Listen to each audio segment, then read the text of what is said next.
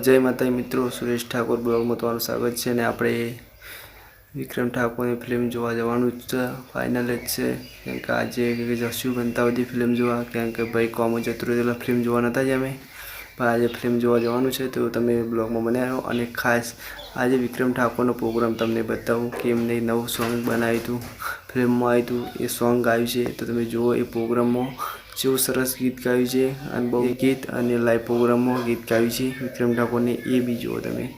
જય માતાજી।